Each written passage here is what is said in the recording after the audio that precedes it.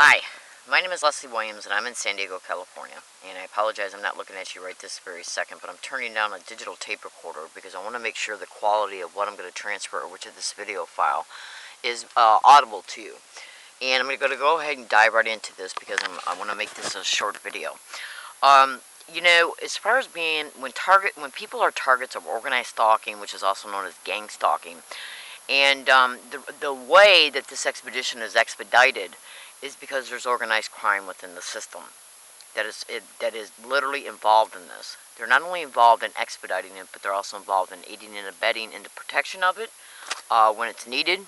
And we're also talking police officers and possibly even entire police departments. And if you don't understand thoroughly how that can possibly be, understand two things. Go to Google. I'm going to talk real fast right now because I'm running out of memory on my memory card. Go to Google, type in a gang stalking tech, everything you need to know.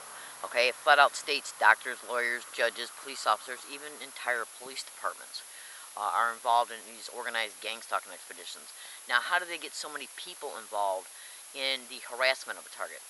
Part of it is done through the community notification and how it's used with the slander campaign in order to get civic organizations, groups in the community, and even how they're also using their positions in the community, like probation officers, even immigration officers, police officers who know the neighborhood lowlights or know people that are on probation, where they barter with them concerning their sentencing to harass a target for them, and then they'll barter with them as a result in reference to how they might be in trouble with the law. I believe immigration comes in when it comes to how they're possibly lied to concerning how lenient they might be in reference to some of the things they might be involved in reference to being here illegally. Trust me, I know what I'm talking about. Now, what we have to understand here is that a target of organized gang stalking is literally subjected to non-stop sensitization tactics along all of their routes by different people every day as a result of this community notification being used in order to get so many people on board in these expeditions in reference to how they're directed to harass a target in a specific way for them, because the harassment has to be cost effective, okay, because they make money off the target breaking down, the Medicare fraud, taking eventual legal custody of the target as a result of falsified police reports and falsified doctor reports after the target breaks down or after they stage an incident towards the target and then blame the target for the incident.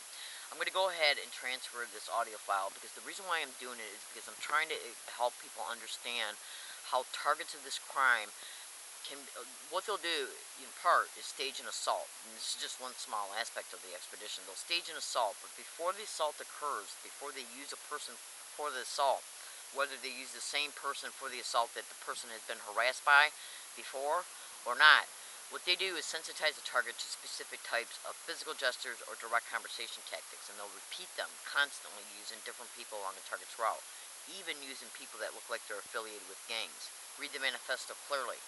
Then what they'll do as a result of a target repeatedly experiencing these repetitive physical gestures and types of comments and phrases along their routes, what they'll do is assault a target.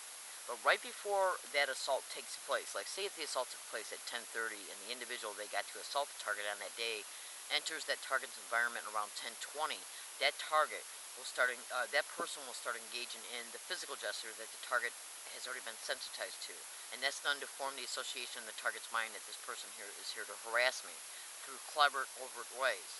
Then they'll assault the target. Then the next day, after they assault the target, they'll continue the same type of harassment, okay, by continually subjecting the target to the same repeated physical gesture or direct conversation tactic. And this makes the target hyper-vigilant in reference to, am I going to be assaulted again?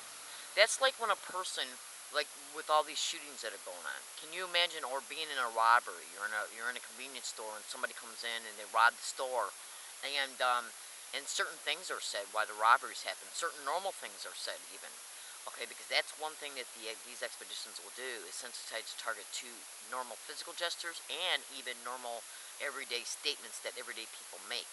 Yeah. So, how would you feel that if you were being assaulted, even raped, or brutally physically assaulted, and certain things were said before, during, or after the assault took place? Yeah, you would associate what was said or done before, during, or after the assault.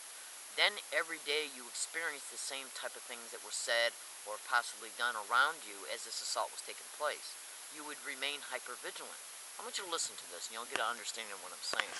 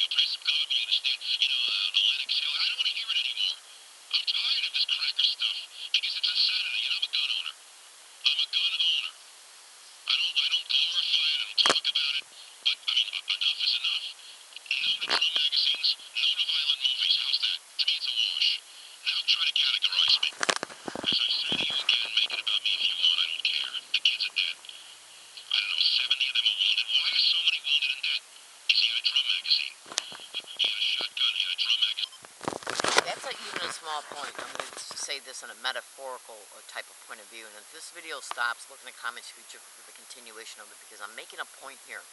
You know, in organized gang stalking expeditions, he's talking about drum magazines. Why are there so many bullets in a drum magazine, and as a result, so many people were hurt? Well, try and think about this. When sometimes a target is harassed with 30 different people in one day. That's multiple people, just like multiple bullets. Okay? So when you've got multiple people harassing a target in the same way every day, can you imagine the hypertension, the hypervigilance that a target experiences physiologically, psychologically, mentally, emotionally? Listen to this.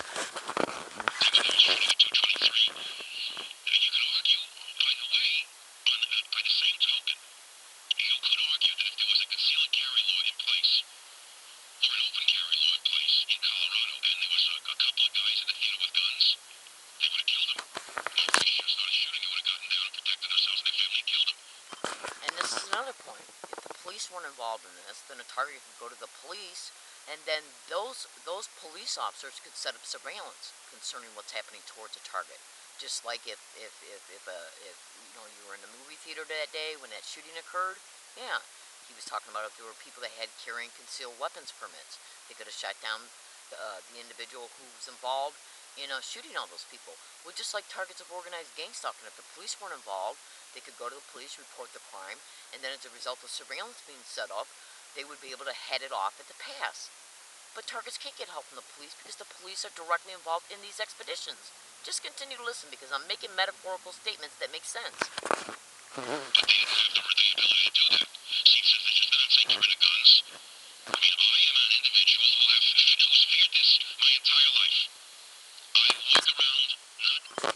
This is where the post-traumatic stress comes in, concerning how a target worries about when they're going to be assaulted or raped next. Yeah, listen to what he's saying here. It's a very, very good point in relation to that.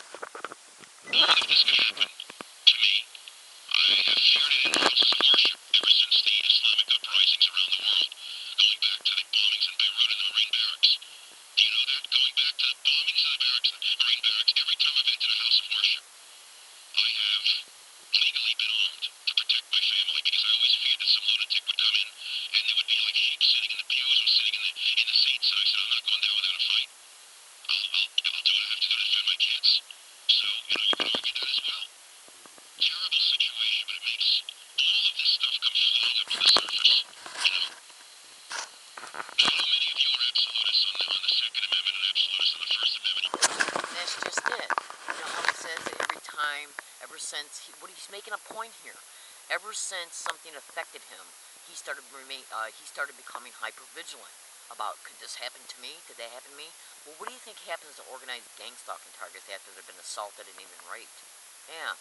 I want you to look in the comments feature of this YouTube video for a clearer understanding of actual factual cases that have happened towards targets that directly tie to this video and the statements made in it. I live the way I live every single day because of the direct result of the San Diego Police Department, the San Diego District Attorney's Office being involved in this crime towards me. And you want to know what they do to targets who are targets of this crime, who expose truth about these crimes? They lock them up in mental hospitals, put them on psychotropic drugs that totally take away all of their cognitive clarities, okay, and abilities, and they'll even have them gang stalk in on the psychiatric ward.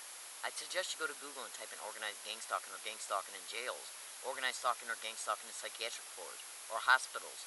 Yeah, yeah, because it's organized crime within the system. If the manifesto clearly states psychiatrists, doctors, and judges and lawyers, police officers, and police departments, do you honestly think that they will not harass a target in a psychiatric facility after placing them in there? Because the whole goal is to make sure a target remains broken down mentally, psychologically, physiologically, self-esteem wise. They want you to feel, they want you to understand and learned helplessness, to give up. Yeah, so they can take legal custody of you, to continue to exploit you, to take over your finances, to exploit your insurance in a syndicated run group home. People are literally taken out of their homes for the worst type of torture, for racketeering purposes and human trafficking purposes. And if you expose it online, you know what they'll do? They'll call you crazy. My name is Leslie Williams. Look in the comments feature of this video and you'll understand everything that I'm talking about are literal, factual realities. Thank you.